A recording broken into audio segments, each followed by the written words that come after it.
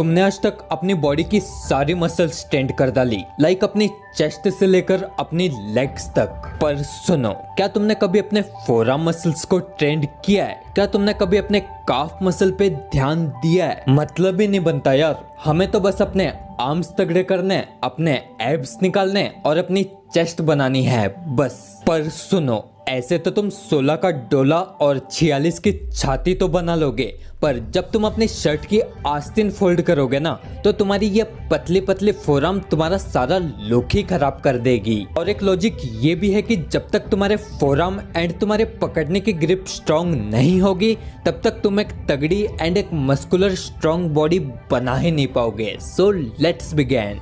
Okay, तो तुमने कभी ना कभी ये तो नोटिस किया ही होगा कि हर घर में एक जिद्दी बच्चा होता ही होता है, खास करके छोटे वाला। ठीक वैसे ही हमारे इतने बड़े शरीर में ये जो फोरआर्म मसल है ना, ये एक जिद्दी मसल है। तो तुम इसे ट्रेंड करते रहो, ये ग्रो होगी ही नहीं यार। और जब ये ग्रो हो जाएगी तो बाकी मसल्स की तरह इतनी जल्दी उतरने वाली भी नहीं है। तो इस जिद्दी मसल को अगर तुम हफ्ते में सिर्फ 1-2 बार ही ट्रेंड करते हो, तो तुम्हें रिजल्ट ना के बराबर ही मिलेंगे। तो तुम्हें इस जिद्दी मसल को डेली ट्रेंड करना होगा, तब जाके कहीं वो ग्रो होगी। हाँ, अब इसके लिए तुम्हें कोई अलग से सेपरेट टाइम निकालने की जरूरत नहीं है। अपने वर्कआउट के एंड में डेली एक एक्सरसाइज के 3 सेट्स भी लगा लेते हो तो काफी रहेगा। पर उससे पहले एक इम्पोर्टेंट बात सुनो, तुम्हें हार्ड वर्क करने के साथ साथ स्मार्ट वर्क भी करना है। ये नहीं कि बस पेल के रख दिया फोरआर्म को।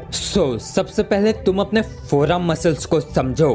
वैसे तो बेसिकली हमारे फोरआर्म्स में 20 छोटी छोटी मसल होती हैं, पर मेनली हम इसे सिर्फ 2 पार्ट्स में ही बांटते हैं। एक तो फोरआर्म फ्लेक्सर्स, हाँ, अपनी कलाई को घुमाओ और ये जो दिख रहा है ना, यही फोरआर्म फ्लेक्सर्स है। और दूसरा फोरआर्म एक्सटेंसर्स, अपनी कलाई को सीधा करो और देख लो। तो बस तुम्हें इन दोनों मसल को सही टेक्निक एंड फॉर्म के साथ डेली हिट करना है। हाँ, अब डेली का मतलब एक दिन तुम्हें फोरआर्म फ्लेक्सर्स को ट्रेंड करना है, दूसरे दिन तुम्हें अपने फोरआर्म एक्सटेंसर्स को, एंड तीसरे दिन तुम्हें इन दोनों मसल्स को ही ट्रेंड करना है। अब फोरआर्म फ्लेक्सर्स को ट्रेंड करने के लिए तुम अपने वर्कआउट के एंड में बारबल व्रिस्ट कर्ल एक्सरसाइज के 3 सेट्स लगा लेना। और हाँ, ध्यान से सुनो, पहले सेट में ऐसा वेट चूज करना जिससे तुम सिर्फ 12 रेप्स से निकाल पाओ। दूसरे सेट में थोड़ा वेट कम कर लेना और 20 रेप्स निकालना। एंड फाइनली तीसरे सेट में तुम्हें सिर्फ खाली